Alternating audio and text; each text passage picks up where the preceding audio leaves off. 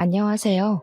저는 경기도에서 소아과 의사로 일하고 있는 35살의 여성입니다. 지극히 평범하게만 살던 제가 얼마 전 끔찍한 일을 겪어서 이렇게 사연을 보내게 되었어요. 모든 일을 겪고 난 지금 다시 생각해봐도 어떻게 사람이 그럴 수 있나 싶기도 하고, 한편으로는 빨리 그 사람들의 실체를 알게 돼서 다행이다 싶기도 합니다. 그동안 아무에게도 말하지 못했지만 그래도 두 번 다시는 이런 일이 생기면 안 될 것 같아서 익명의 힘을 빌려 용기를 내 사연을 보냅니다. 저는 어린 시절부터 아이들을 정말 좋아했어요. 한때는 어린이집이나 유치원 선생님을 꿈꿨을 때도 있었지만 이보다 아이들에게 더 도움되고 의미 있는 일을 해보고 싶었습니다. 그래서 소아과 의사라는 꿈을 가지고 의대에 진학했고 열심히 노력해서 전문의 자격증도 따고 소아과도 개원할 수 있었어요. 사실 소아과를 개원할 때는 비용이 적지 않게 들어서 약간 부모님의 도움도 받긴 했습니다. 저희 아빠는 지금 자동차 부품 회사를 운영하고 계시는데 자세히는 모르지만 직원 수가 50명 정도 되고 연 매출이 100억 정도 되는 회사이거든요. 회사를 잘 운영하시는 부모님 덕에 저는 제가 하고 싶은 일을 다 하며 별 어려움이나 걱정 없이 편하게 살았습니다. 이랬던 제가 나이를 한 살 한 살 먹으면서 걱정이 생기게 되었는데 그것은 바로 저의 결혼 문제였습니다. 아이를 엄청나게 좋아했기에 결혼을 빨리 해서 저와 닮은 아이를 갖고 싶었으나 저는 어릴 때부터 공부만 해왔고 이성에 대해서는 큰 관심이 없었습니다. 그래서 남들은 다 하는 연애도 제대로 해본 적이 없었어요. 연애해야 결혼도 하고 아이도 갖고 할 텐데 연애도 해본 적이 없는 제가 무슨 수로 아이를 낳을 수 있겠습니까? 30살을 넘기면서 이대로는 안 되겠다 싶어 주변에서 결혼할 남자를 찾기 위해 백방으로 노력했어요. 그런데 연애와 공부는 다르더라고요. 공부는 제가 열심히 노력하면 얼마든지 되는 것이었는데 연애는 노력한다고 해서 되는 것이 아니었습니다.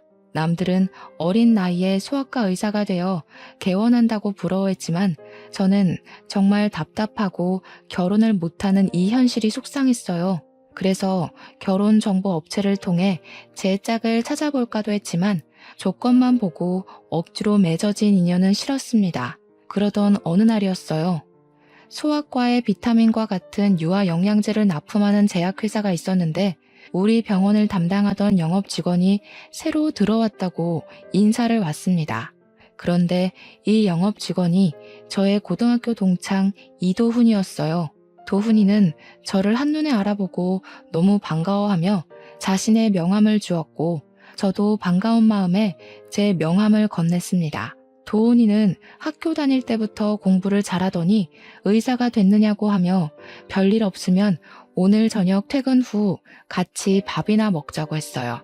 저도 별 약속이 없었고 그날은 야간 진료도 없어서 식당에서 보기로 했답니다. 그날 저녁 약속한 시각이 되어 만나기로 한 식당으로 나갔어요. 도훈이는 이미 식당에 와 있었고 제가 식당에 들어가자 아주 반갑게 맞아주었습니다. 고등학교 시절에는 그저 개구쟁이였는데 어른이 되고 어엿한 직장인이 된 도훈이는 참 늠름해 보였어요. 우리는 순수했던 고등학교 시절로 돌아가 그동안 살아온 이야기를 나누었습니다. 도훈이네 아버지는 작은 회사를 운영하고 계셨고 어머니는 보육원을 운영하고 계셨어요. 그리고 도훈이에게는 3살 많은 형이 있었는데 그 형은 지적장애 장애가 있었습니다. 대화하다가 문득 도훈이의 형이 생각나서 요새 어떻게 계시냐고 물었더니 좋은 짝을 만나 몇 년 전에 결혼했다고 하더라고요. 그날 우리는 밥과 술을 먹으며 급속도로 친해지고 그 뒤로도 종종 연락을 주고받았습니다. 주말에는 영화도 보고 같이 운동도 하며 자주 만나다 보니 우리는 서로에게 이성적인 호감이 생기기 시작했고 정식으로 연인이 되었어요. 그렇게 6개월 정도 만났는데 만나면 만날수록 도훈이는 참 좋은 사람이라는 생각이 들었습니다. 저의 이야기를 잘 들어주고 지난 6개월 동안 한 번도 욱하거나 화를 낸 적이 없었으며 어른들에게도 예의 바르게 행동했어요. 그런 모습을 보니 도훈이가 더 좋아지고 이런 사람과 결혼하고 싶다는 생각까지 하게 되었답니다. 도훈이 역시 저와 같은 생각이었는지 저와 결혼하고 싶다는 이야기를 종종 했고, 서로의 마음을 확인한 우리는 결혼을 계획하고 각자의 집에 방문하기로 하였습니다. 먼저 이제는 저의 예비 남편이 된 도훈이가 우리 집에 인사를 드리러 왔어요. 저는 예비 남편에게 빈손으로 오라고 신신당부를 했지만 예비 남편은 그럴 수 없다며 어르신들에게 필요한 영양제에 과일까지 사들고 집에 왔습니다. 부모님은 너무 반가워하시며 제가 나이 먹고 결혼도 못할 줄 알았는데 이렇게 저와 결혼을 결심해줘서 고맙다며 아주 많이 반겨주셨어요. 도훈이는 엄마가 새벽부터 준비하신 음식들을 아주 복스럽게 먹었고, 그런 모습을 본 부모님은 아주 좋아하셨습니다. 식사를 마친 후 거실에서 이야기하다가 예비 남편의 부모님, 저에게는 예비 시부모님에 관한 이야기가 나왔습니다. 그런데 놀랍게도 예비 시아버지가 운영하는 회사가 우리 아빠 회사의 하청업체더군요. 아빠는 세상에 이런 우연이 어디 있느냐고 하며 아무래도 보통 인연이 아닌 것 같으니 조만간에 얼른 상견례를 하고 결혼 날짜를 잡기로 하였습니다. 도훈이와 부모님의 첫 만남은 아주 화기애애했고, 이어서 다음 주에는 제가 예비 남편의 집에 첫인사를 드리러 갔어요. 저는 어지간하면 긴장을 하지 않는 성격인데 정말 심장이 튀어나올 정도로 엄청나게 떨렸습니다. 예비 남편은 그런 저의 손을 꼭 잡아주며 우리 부모님은 이미 허락하셨으니 친척집이라고 생각하고 편하게 이야기하라고 했어요. 집에 들어가니 예비 시어머니는 저를 너무 반갑게 맞이해 주시며 소아과 의사이니 공부는 당연히 잘했을 텐데 얼굴도 참하게 이쁘다며 반겨주셨습니다. 예비 시아버지 역시 환하게 웃으시며 잘 왔다고 어서 오라고 하셨어요. 두 분의 따뜻한 환대를 받으며 거실로 들어갔는데 상에 육회, 공회 모든 음식이 다 있더라고요. 세상에, 저 이런 상은 식당에서나 봤지 집에서는 처음 봐요. 저 음식 가리는 것 없어서 밥에 김치만 있어도 잘 먹는데 힘들게 왜 이리 많은 것을 차리셨어요. 너무 감사합니다. 우리 집 며느리가 될 사람이 처음으로 왔는데 당연히 맛있는 음식으로 대접해야지. 어서 와서 앉아요. 예, 지은아. 네 동서 될 사람 왔는데 왜 이리 꾸물거리니? 빨리 밥 가져오지 못해? 부엌에서는 저의 예비 형님이 땀을 뻘뻘 흘리며 얼굴이 시뻘개져서 허둥지둥 음식을 준비하고 있었습니다. 저는 예비 형님이 당연히 저보다 나이가 많을 줄 알았는데 한눈에 딱 봐도 너무 앳되고 어려 보였어요. 예비 형님께 인사를 하고 저와 예비 남편 그리고 예비 시부모님과 예비 시아주버님까지 상 앞에 앉았습니다. 그런데 예비 형님 혼자서 수저를 놓고 밥을 나르고 국을 나르고 계시는데 아무도 예비 형님을 도와주지 않았어요. 어느 정도였냐면 쟁반에 밥과 국, 수저를 가지고 오면 앉아있는 사람들끼리 상을 차릴 수는 있잖아요. 그런데 예비 남편을 포함한 모든 가족이 그조차도 하지 않아서 예비 형님 혼자 이리저리 다니며 수저를 일일이 다 놓고 밥과 국도 놓더라고요. 이건 아닌 것 같아서 제가 좀 거들려고 자리에서 일어났습니다.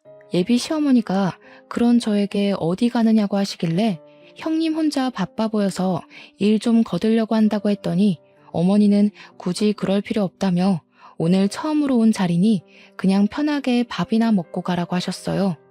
예비 형님은 혼자 너무 힘들어 보이는데 다들 형님을 거들떠보지도 않더라고요. 지금 이런 상황도 이해가 가지 않는데 더 황당한 것은 밥과 국이 다 차려지고 나서도 예비 형님은 자리에 앉지 않고 옆에서 가만히 서서 있었습니다. 형님도 같이 앉아서 식사해요. 저 때문에 음식 다 차리시느라 힘드셨을 텐데 같이 드셔야죠. 쟤는 원래 나중에 먹는단다. 신경 쓰지 말고 어서 먹어. 알겠지? 그리고 지은아, 국이 너무 짜잖니? 너는 살림을 얼마나 했는데 아직도 간 하나 제대로 못 맞추니? 하여튼 뭐 하나 제대로 할 줄 아는 게 없어요. 가서 물이나 떠와. 예비 시어머니는 저한테는 아주 상냥하고 나긋나긋하게 잘 대해주었지만 예비 형님한테는 너무 까칠하고 매섭게 이야기하셨습니다. 예비 형님은 그런 어머니의 말에도 원래부터 당연히 그래왔던 것처럼 억울한 표정 하나 없이 밥상 옆에 서 있었고, 다른 가족들도 그런 예비 형님을 아무도 신경 쓰지 않았어요. 예비 아주버님 역시 마찬가지였습니다. 자신의 부인이 이런 하대를 받고 있는데도 아무렇지 않게 생각하고 밥만 먹고 있더라고요. 이런 모습이 저는 너무 불편하고 이해가 되지 않았습니다. 편하지 않은 식사가 마쳐지고 부엌에 가보니 설거지할 그릇이 정말 많았고, 예비 형님은 그 앞에서 한숨을 쉬고 있었어요. 밥도 못 먹고 차리기만 한 형님이 안쓰러워서 주방에서 같이 설거지를 하려고 했습니다. 제가 고무장갑을 끼자 예비 시어머니는 네가 왜 고무장갑을 끼느냐고 하며 이런 일은 지은이 시키면 된다고 하셨어요. 그러면서 어머니는 제 손에 있던 고무장갑을 빼버리고 예비 형님한테 빨리 상 치우고 과일을 내오라고 했습니다. 예비 형님 혼자 상을 다 치운다고 쟁반에 그릇들을 옮기는데 그 누구 하나 도와주지 않고 구경만 하고 있었어요. 이건 정말 아니다 싶어서 제가 조금씩 도우려고 하자 예비 시어머니도 남편도 아무것도 하지 말고 그저 앉아 있으라고 했습니다. 이렇게 예비 형님 혼자 모든 그릇을 다 치우니 이번에는 예비 시아버지가 빨리 과일 좀 내오라고 화를 버럭 내셨고, 예비 형님은 예비 시아버지의 호통에 과일을 깎기 시작했어요. 예비 형님 혼자 종종거리며 과일과 차를 내오고 혼자 부엌에 들어갔습니다. 저는 그런 예비 형님이 신경 쓰여서 마음 편히 있을 수가 없었어요. 저의 이런 속도 모르고 예비 남편은 그저 실실 웃으며 과일을 먹고 있었고, 예비 시아버지는 자신이 운영하는 회사와 우리 아빠가 운영하는 회사가 협력 관계라며 세상에 이런 우연이 어딨냐며 좋아하셨습니다. 예비 시어머니와 예비 아주버님도 아주 좋아했지만 이 순간에도 예비 형님은 마치 이 집의 가정부처럼 설거지하고 있었어요. 그래도 가족인데 혼자서 설거지를 다 하는 것이 너무 힘들 것 같아 다시 부엌으로 향했습니다. 아가야, 네가 왜 부엌으로 가니? 뭐 필요한 거 있니? 그게 아니라 형님 혼자 너무 힘드실 것 같아서 도우려고요. 아까 보니까 그릇이 엄청 많이 쌓였던데 아무래도 혼자서 하려면 너무 오래 걸릴 것 같아요. 형님과 이야기도 좀 나누고 싶고요. 그런 힘든 일은 제 혼자 해도 충분해. 너는 손님으로 온 것이니 제 신경 쓰지 말고 앉아서 과일이나 먹으렴. 그리고 무슨 형님이랑 대화하니? 우리끼리만 하면 되지. 지은아, 너도 빨리 설거지 마무리하고 좀 쉬어. 너 때문에 우리 새아가가 불편해하지 않니? 아유, 쟤는 눈치도 없고 생각도 없고 손도 느리고. 예비 시어머니는 제가 민망하게 느낄 정도로 예비 형님을 혼내셨습니다. 이렇게 예비 시어머니가 대놓고 무시를 하는데도 아무도 여기에 대해 토를 달지 않았고 이게 당연하다는 듯이 앉아서 과일을 마저 먹고 있었어요. 심지어 예비 형님의 남편까지도요. 이런 분위기가 정말 이해가 가지 않았고 너무 불편했습니다. 과일을 먹는 둥 마는 둥 하고 예비 시댁에서 나왔어요. 집으로 가는 길에 예비 남편에게 예비 형님에 관해서 물어보았습니다. 예비 형님은 원래 예비 시어머니가 운영했던 보육원에서 아기 때부터 자랐다고 해요. 그러다가 만 18세가 되어 보육원을 퇴소하고 바로 형과 결혼을 해서 지금까지 시댁에서 같이 살며 집안일을 하고 있었습니다. 그럼 형님은 몇 살이냐고 물으니 이제 고작 23살이래요. 예비 아주버님이 36살이니 둘이 무려 13살이나 차이가 났습니다. 남편에게 그럼 아주버님과 형님이 정말 사랑하고 연애해서 결혼한 것이냐고 했더니 그런 건 아니고 그냥 부모님이 결혼하라고 해서 했다는 거예요. 여러분은 이게 말이 되시나요? 지금 세상이 어떤 시대인데 부모님이 정해준 짝과 정략 결혼을 합니까? 저는 아주 기가 막혀서 어이없어 하는 반면 예비 남편의 표정은 너무 태연했습니다. 예비 형님이 이렇게 사시는 것은 아주 당연하다는 뜻이요. 나는 솔직히 어머니가 형님한테 막 대하는 것도 이해가 가지 않고 그런 모습을 보고도 다들 가만히 있는 것도 이해가 가지 않아. 그리고 지금이 어느 시대인데 어머니가 결혼하라고 해서 결혼하고 또 밥상 차린 며느리한테 고생했다는 말은 하지 못할 망정 옆에 서 있으라고 하니 형수는 아주 어린 시절부터 보육원에서 자라면서 엄마의 도움으로 고등학교까지 졸업했고 졸업 후에도 형과 결혼시켜서 가족이 되어준 거야. 오늘 하루만 본 너는 이해가 안 될 수도 있겠지만 엄마로서는 피 한 방울 섞이지 않은 남에게 학비도 대주고 옷도 입히고 밥도 먹이면서 키운 데다가 가족도 없는 사람에게 가족도 되어줬는데 이 정도 대접은 받아도 되는 거 아니야? 이게 대접이야? 글쎄, 내가 보기에는 형님 그냥 그 집의 가정부이고 하녀 같아 보였어. 차라리 진짜 가정부라면 월급이라도 받지. 형님은 뭐 돈이라도 받니?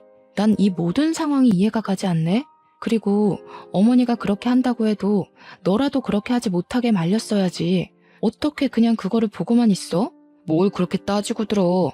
어차피 너는 평일에는 매일 병원에서 출근해서 집안이 어떻게 돌아가는지 알지도 못할 텐데. 그냥 형과 형수는 형수의 인생을 살고 나랑 너는 우리끼리의 인생을 살면 되는 거 아니야? 그냥 그러려니 하면 되지. 뭘 그렇게 하나하나 다 따져대냐? 따지는 게 아니라 사람이라면 당연히 이상하다고 생각하는 거 아니야? 길 가는 사람들한테 물어봐. 어머니가 형님한테 하는 대우가 정말 타당한 것인지 말이야. 아주버님은 지금 많이 아프시니까 그런 사리분별이 조금 어려워도 너는 사리분별 올바르게 할 수 있잖아. 이게 지금 옳은 일인 것 같니? 너라도 말리고 형님 편이 되어드려야지. 제가 처음으로 큰 소리를 내자 예비 남편은 마지못해 알겠다고 했습니다. 그날 집에 와서 아무리 생각해봐도 예비 시댁이 이해가 가지 않았고 예비 형님은 어린 나이에 왜 그런 고생을 하고 살고 있는지도 궁금했어요. 저는 부모님께도 제가 예비 시댁에서 본 것들을 그대로 말씀드렸어요. 아무리 며느리라고 해도 그렇지 세상에 그런 대우를 하는 사람들이 어딨냐며 도울 방법을 찾아보라고 했습니다. 다음 날 예비 남편과 퇴근 후 만나기는 했지만 이전과는 다르게 뭔가 묘하게 어색하고 불편했어요. 원래는 우리가 만나면 한시도 쉬지 않고 대화를 나눴는데 이날은 대화가 자꾸 끊기고 시간이 잘 가지 않았습니다. 화요일, 수요일에도 원래는 퇴근하면 잠깐이라도 만났지만 예비 남편은 피곤하고 야근을 한다고 이유로 저를 만나지 않았어요. 뭔가 피하는 것 같다는 생각이 들었습니다. 그리고 목요일이 되었어요. 우리 병원은 매주 목요일에 휴진해서 그날 개인적인 업무를 많이 보곤 했습니다. 이날은 엄마의 심부름으로 마트에 갔는데 예비 형님이 마트에 있었어요. 저는 너무 반가워서 예비 형님한테 인사를 했습니다. 얼마 전 집에서 처음 봤을 때보다 더 어리고 풋풋해 보였어요. 저는 저번에 인사드리러 간 날 대화도 제대로 못 나눴는데 잠깐 커피 한잔 할 수 있냐고 물었습니다. 예비 형님은 어머니가 친구 집에 놀러 가셔서 괜찮을 것 같다고 했어요. 우리는 근처 카페에서 음료를 주문하고 어색하게 앉아 있었습니다. 저는 예비 형님에게 아주버님과 어떻게 결혼을 했는지 물어보았어요. 예비 형님은 저번에 예비 남편이 말한 대로 보육원에서 자라 어머니를 진짜 엄마로 생각하고 따랐다고 합니다. 그러다 만 18세가 되어 보육원에서 나가야 했는데 어머니가 자기 아들과 결혼하라고 해서 결혼했다고 해요. 저는 아무리 그래도 두 분이 13살이나 차이가 나는데 아주버님이 남자로 보이고 결혼할 마음이 생겼냐고 물었어요. 예비 형님은 사실 그때 보육원에서 나가면서 돈도 없었고 나가서 할 줄 아는 것도 없어서 그 당시에 먹고 살려면 결혼하는 수밖에 없었다고 합니다. 저는 두 분이 사랑도 없이 결혼했는데 후회되지 않냐고 물었어요. 예비 형님은 사실 다른 보육원 친구들은 돈 없이 사회에 나가 고생하고 위험한 길로 빠지고 교도소에 들락날락하는 친구도 많은데 자신은 그래도 꽤 좋은 집에서 삼시세끼 먹고 살 수 있으니 이 정도면 그래도 꽤 괜찮은 것 같아서 후회되지 않는다고 했습니다. 어린 나이에 자신의 꿈도 제대로 펼치지 못하고 집에서 보니 가정부처럼 생활하는데 이게 도대체 뭐가 괜찮다는 것인지 이해가 되지 않았어요. 예비 형님은 무엇이 잘못된 것인지도 모르고 그냥 체념한 듯한 표정으로 무덤덤하게 자기는 그저 좋다고 이야기하는데 너무 마음이 아팠습니다. 게다가 23살로 얼굴은 어려 보이지만 손은 주부 습진에 걸렸는지 갈라지고 하얗게 일어났고 손과 팔목 군데군데 상처도 있었어요. 그렇게 예비 형님이 그동안의 이야기를 한창 하셨는데 예비 시어머니한테 전화가 왔습니다. 전화 내용은 못 들었지만 예비 형님이 자꾸 죄송하다고 하는 것 보니 빨리 들어오지 않는다고 혼내는 것 같았어요. 이대로 들어가면 예비 형님이 크게 혼날 것 같아서 일부러 예비 시댁으로 같이 들어갔습니다. 예비 시어머니는 당연히 예비 형님 혼자서 들어올 줄 알았는데 저와 같이 들어오자 깜짝 놀라셨어요. 저는 오늘 진료가 없는 날인데 마트 장 보러 갔다가 우연히 만났다고 했습니다. 예비 시어머니는 저에게 얼른 들어오라고 하며 예비 형님에게 마실 거리 좀 내오고 가서 화장실에서 이불 빨래를 하라고 했어요. 제가 집 앞에 세탁소가 있던데 집에서 이불 빨래를 하느냐고 물으니 집에 지은이가 있는데 왜 돈을 들이냐고 했습니다. 예비 시어머니는 예비 형님을 가족이 아닌 그저 가정부로만 보았어요. 저는 이 집에서 예비 형님을 빨리 구해내야겠다고 생각했고 예비 시어머니가 운영하는 보육원의 다른 아이들은 과연 잘 지내고 있을지 궁금했습니다. 직접 제 두 눈으로 아이들을 확인해보고 싶어서 예비 시어머니에게 보육원에 가서 의료봉사를 하겠다고 제안했어요. 의료봉사? 해주면 좋긴 한데 너도 바쁠 텐데 굳이 할 필요 있겠어? 아이들도 50명이나 돼서 혼자서는 힘들 텐데. 50명이면 우리 학교 후배들과 함께 의료봉사 나가면 돼요. 의료봉사하면 다양한 환자들을 접할 수 있어서 의사 후배들한테 도움이 되는 부분이 있거든요. 저도 예전부터 의료봉사 꼭 해보고 싶기도 했고요. 어차피 아이들 건강 상태도 검사해야 할 테니 제가 가서 할게요. 이번 주 일요일에 별일 없는데 보육원에 가도 되죠? 일요일?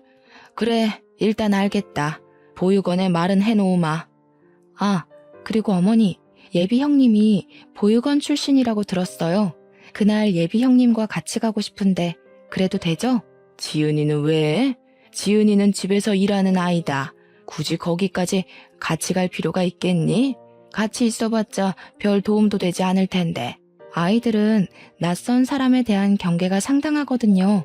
그래서 저 혼자서 진료보는 것보다는 같이 지냈던 사람이 함께 있으면 더 도움되고 좋을 것 같아요. 그날 예비 형님도 같이 갈 수 있게 허락해주세요. 예비 시어머니는 예비 형님도 같이 가게 해달라는 말에 매우 당황한 듯 보였지만 제가 거의 조르다시피 하여 허락을 받아냈습니다. 저는 일요일에 예비 시댁에 와서 식구들을 다 태우고 보육원에 가기로 했어요. 다 함께 봉사를 가기로 한 일요일이 되었습니다.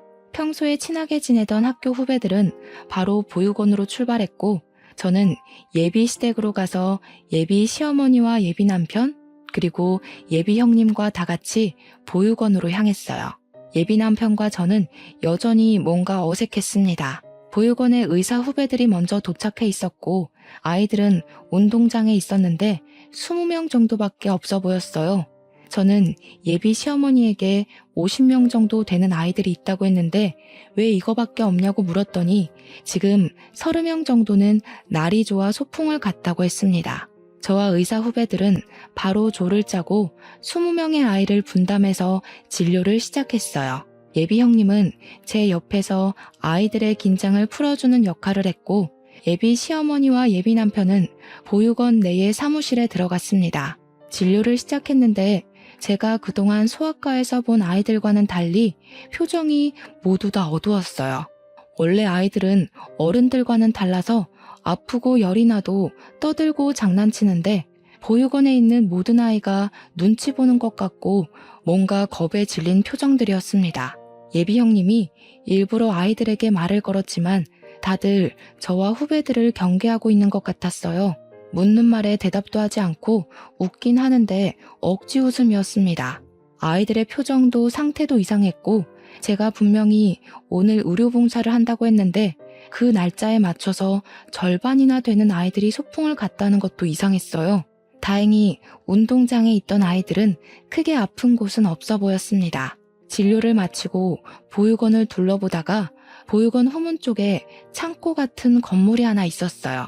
그곳은 뭐 하는 곳인지 궁금해서 들어가려고 하니 문이 잠겨 있더라고요.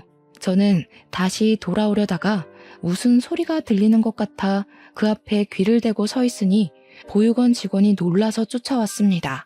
여기는 그냥 창고로 쓰이는 곳이고 직원들 외에는 들어갈 수 없으니 얼른 저쪽으로 가라고 했어요. 일단 가기는 갔는데 창고 안에서 분명히 사람 소리가 들렸는데 창고라고 하니 뭔가 수상했습니다. 미심쩍은 부분이 너무 많았고 아이들도 겉보기에는 괜찮아 보였지만 심리적으로는 매우 불안해 보였어요. 그래서 이 보육원에 대해 조금 더 알아봐야겠다는 생각이 들었습니다. 일단 그날은 진료를 마치고 예비 시어머니 몰래 예비 형님의 전화번호를 받아냈어요. 그리고 아무도 몰래 할 말이 있으니 시간 날 때 언제든 전화를 달라고 했습니다. 그날 예비 남편이 집까지 데려다 주는데 보육원에서 본 아이들의 표정이 너무 어둡고 나이에 맞지 않게 눈치를 많이 보는 느낌이었다고 이야기했어요. 예비 남편은 부모가 버린 아이들의 표정이 밝을 리가 있겠냐며 부모님 손잡고 소아과에 온 아이들과 여기에 있는 아이들이 당연히 다를 수밖에 없는 것이 아니냐고 했습니다. 그러면서 보육원 아이들은 부모한테도 버려진 아이들인데 왜 이리 예민하게 구냐고 했어요. 나는 소아과 의사이고 아이들의 상태를 체크해야 하는 사람이야. 그러니까 당연히 아이들이 전체적으로 분위기가 이상할 때는 의문점을 가질 수도 있는 거지. 안 그래? 그리고 그 아이들이 부모한테 버림을 받았어도 나는 이 아이들의 상태를 제대로 확인해야 할 의무가 있다고. 정말 대단한 의사납셨네. 저번에는 형수한테 꽂혀서 그러더니 이제는 보육원 아이들이냐? 지금 우리가 그런 거 따질 시간이 있어? 도대체 우리 결혼 준비는 언제 해? 상견례도 하고 결혼식장도 예약하고 갈 길이 구만리라고. 솔직히 말해서 나 지금 너랑 결혼 진행하는 것이 너무 찜찜해. 뭔가 의심되는 구석도 많고 마음에 걸리는 부분도 많아. 우리 일단 생각할 시간을 일주일만 좀 갖자. 이런 마음 갖고 결혼을 하면 아무래도 불행할 것 같아. 나 여기서 내릴게. 저는 예비 남편의 차에서 내려서 혼자 집으로 걸어갔습니다. 예비 시댁은 보면 볼수록 이해가 가지 않는 부분이 너무 많은데 예비 남편은 그런 저를 그저 예민한 사람으로만 취급했어요. 이대로는 결혼을 진행하기가 어려울 것 같아서 우리는 일주일 동안 생각할 시간을 갖기로 했습니다. 다음 날 오전 시간에는 환자가 많아 바쁘게 시간이 흘렀고 오후가 되자 조금 한가해졌어요. 잠깐 쉬고 있는데 모르는 번호로 전화가 와서 받아보니 예비 형님이었습니다. 지금 어머니가 잠깐 외출하셔서 전화했다길래 지금 당장 나가서 만나고 싶었지만 병원 진료 시간이라 안 되었고 혹시 저녁 때 시간이 되냐고 물었어요. 예비 형님은 저녁 때는 식사 준비하고 정리하고 하느라 바쁘고 아예 늦은 밤, 늦은 시간에 쓰레기 버리러 가는 척하며 잠깐 나갈 수 있는데 그때도 시간이 되냐고 했습니다. 저는 알겠다고 하고 밤늦게 집 앞에서 잠깐 보기로 했어요. 그날 밤 저는 차를 끌고 예비 시댁 앞으로 갔습니다. 시동을 끄고 기다리고 있는데 밤 10시쯤에 예비 형님이 쓰레기를 버리러 나왔어요. 저는 차에서 내려서 예비 형님에게 인사를 하고 일단 제 차로 데리고 갔습니다. 예비 형님에게 사실 어제 보육원에서 이상한 점이 많아서 그런데 보육원에서 어떻게 생활했는지 좀 알려달라고 했어요. 예비 형님은 보육원 생활에 말하기 꺼리는 것 같았습니다. 저는 예비 형님에게 어려운 이야기라는 것은 잘 알지만 그래도 어린 아이들에게 혹시라도 좋지 않은 부분이 있다면 고쳐야 하지 않겠냐며 설득했어요. 예비 형님은 어렵게 과거의 이야기를 꺼냈는데 내용이 정말 충격이었습니다. 예비 시어머니는 보육원의 원장으로 있으면서 아이들에게 제대로 된 음식을 제공한 적이 없었어요. 항상 오래된 음식과 썩기 직전의 음식만 제공하였고 그마저도 조금씩만 주어서 매일 배가 고팠다고 합니다. 그리고 자신이 기분이 좋지 않으면 아이들을 구박하고 학대하기도 했고 그러다가 아이들의 몸에 상처가 나도 치료하지도 않았어요. 어쩌다 한 번씩 의료봉사나 손님들이 오면 몸에 상처가 있거나 흉터가 있는 아이들은 지하의 강당에 가둬놓았다고 했습니다. 아마 어제도 아이들이 소풍을 갔다고 했지만 지하의 강당에 갇혀 있었을 것이라고 했어요. 그리고 누가 보육원에 방문하면 무조건 웃고 외부에서 온 사람들과 절대 말 섞지 말라고 교육했다고 합니다. 만약에 웃지 않고 사람들과 쓸데없는 말을 섞다가 들키면 그날 밤 어머니는 아이들을 아주 심하게 구박했대요. 왜 어제 이런 이야기를 제게 하지 않았어요? 어제 알았으면 제가 아이들을 찾아라도 봤을 텐데요. 사실 어머니가 저는 눈치가 빠르다고 하면서 많이 때리지도 않으셨고 예뻐해 주셨어요. 다른 보육원 친구들은 자립금을 얼마 주지도 않고 만 18세가 되어 거의 맨몸으로 쫓겨날 때 저는 이 집으로 시집와서 따뜻하게 삼시세끼 먹고는 있잖아요. 지금 다른 친구들은 길거리에서 생활하고 이미 교도소도 몇 번 들락날락하기도 했어요. 저 그 친구들처럼 이 집에서 내쫓길까봐 두려워요. 제가 본 것들 그냥 입 다물고 모른 척하고 있으면 이 집에서 오래 살 수 있는데 괜히 폭로하면 이 집에서 저 쫓겨난다고요. 그러니 언니 제발 제가 이 집에서 쫓겨나지 않게 그냥 이 모든 사실 모른 척 해주세요. 저 여기서 쫓겨나면 아무 데도 갈 곳이 없어요. 부모님도 없는 저는 세상에 혼자 버려진다고요. 예비 형님의 간절한 부탁에 저는 당장 어찌할 도리가 없었습니다. 저는 일단 예비 형님에게 피해가 가지 않도록 모른 척 하겠다고 하고 헤어졌어요. 그렇게 예비 형님과 헤어지고 집에 왔습니다. 혼자 침대에 누워있는데 보육원에서 겁에 질린 아이들이 떠올랐어요. 그리고 자신을 먹이고 입히고 키워줬다는 이유로 원치도 않은 결혼을 하고 그 집에서 자신의 꿈은 생각조차도 하지 못한 채 가정부처럼 사는 예비 형님을 그냥 둘 수는 없었습니다. 그냥 이대로 있으면 저 역시 범죄를 묵인하는 방관자에 지나지 않는다는 생각이 들었어요. 이를 어찌해야 하나 고민하다가 우연히 달력을 보니 조금 있으면 5월 5일 어린이날이더라고요. 저는 이날 다시 보육원에 들어갈 계획을 세웠습니다. 다음 날 병원 점심시간에 예비시댁으로 향했어요. 들어가 보니 예비 형님은 청소를 제대로 하지 않아놨다는 이유로 예비 시어머니에게 호되게 혼나고 있었습니다. 눈물을 뚝뚝 흘리는데 정말 너무 안타까웠어요. 예비 아주버님은 자신의 부인이 그렇게 혼나는데 신경도 쓰지 않고 TV만 보고 있었습니다. 답답한 마음을 뒤로하고 예비 시어머니에게 5월 5일에 보육원 봉사활동을 하고 아이들에게 간식을 주고 싶다고 했어요. 예비 시어머니는 보육원 일에 왜 이리 신경 쓰냐고 하시며 그다지 반기지 않았지만 제가 소아과 의사이기도 하고 저번에 소풍을 가서 절반 정도는 진료를 보지 못해서 꼭 하고 싶다고 했습니다. 그리고 어린이날이니 아이들이 좋아하는 피자나 치킨 같은 간식을 제공하려고 한다고 하며 예비 형님도 같이 가자고 했어요. 예비 시어머니는 탐탁치 않은 표정으로 굳이 그럴 필요 없다고 하셨지만 제가 완강하게 말하니 어쩔 수 없이 허락했습니다. 저는 예비 시어머니의 허락을 받아냈고 그 후 예비 형님에게 연락해서 보육원의 지하 강당이 어디냐고 물어봤어요. 그곳은 후문 쪽에 들어가는 입구가 따로 있었고 매일 잠가놓는데 사무실에 그 열쇠가 있다고 했습니다. 순간 저번에 후문에 있던 창고 문을 열려고 하니 보육원 직원이 깜짝 놀라 했던 것이 떠올랐고 직감적으로 거기가 바로 지하 강당일 것 같다는 생각이 들었어요. 제가 알게 된 모든 사실을 부모님께 말씀드리니 부모님은 세상에 어떻게 아이들을 데리고 그런 짓을 할 수 있냐며 이거는 절대 용서하면 안 될 행동이라고 분노하셨습니다. 그런 집안과 제 결혼은 당연히 안 되는 것이고 이들이 법의 심판을 받도록 해야겠다고 하시며 제게 평소에 친분이 있던 변호사 한 분을 소개해 주셨어요. 저는 변호사님께 내가 알고 있는 사실들에 관해서 이야기했고 변호사님은 최선을 다해 도와주겠다고 했습니다. 그리고 예비 형님은 자신의 의지와는 상관없이 보육원 원장인 어머니가 시켜서 지적 장애가 있는 아들과 결혼한 것인데 혹시 혼인 취소가 가능하냐고 물었어요. 어렵기는 하지만 그래도 상황을 보면 아주 힘들 것 같지는 않다며 한번 진행해 보자고 했습니다. 그리고 5월 5일 어린이날이 되었어요. 저는 의사 후배들과 변호사님을 의사 후배인 척 위장을 하고 함께 보육원으로 향했습니다. 그날도 아이들은 운동장에 모여 있었는데 30명 정도밖에 없었어요.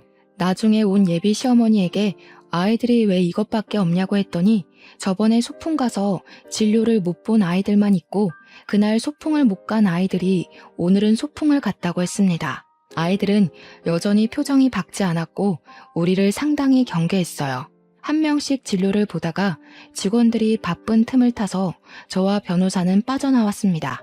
몰래 사무실로 들어가 열쇠 뭉치를 찾아 챙기고 후문 쪽의 창고로 갔어요.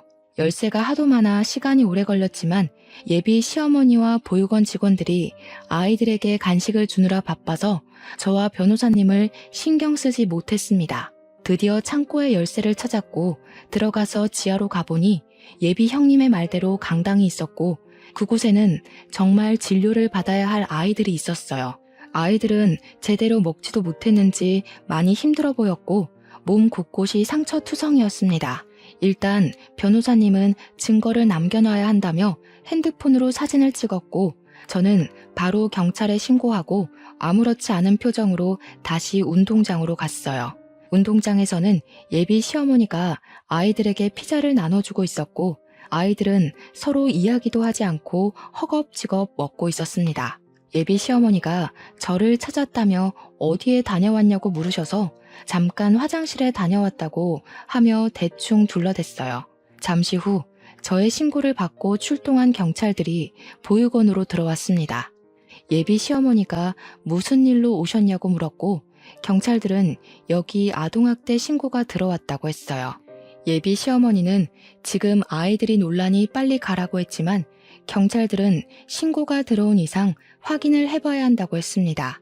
이쪽으로 오세요. 저기 창고에 지하 강당이 있는데 그곳에 아이들이 있습니다. 어머니, 언제까지 끔찍한 일들을 숨기려고만 하셨어요? 어떻게 따뜻한 손길이 많이 필요한 아이들에게 이런 짓을 하실 수가 있으세요? 예, 유나야, 지금 무슨 말을 하는 거니? 내가 뭘 어쨌다고? 그리고 지하 강당이 있다는 것은 어떻게 알았어? 설마 지은이가 다 이야기한 거니? 누가 이야기한 것이 뭐가 중요하겠어요.